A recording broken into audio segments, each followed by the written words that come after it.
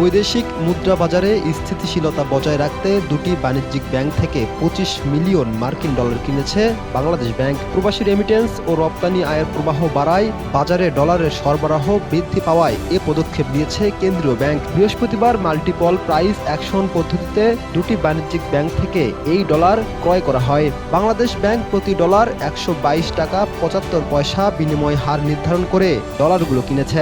বাংলাদেশ ব্যাংকের নির্বাহী পরিচালক ও মুখপাত্র আরিফ হোসেন খান বিষয়টি নিশ্চিত করেছেন।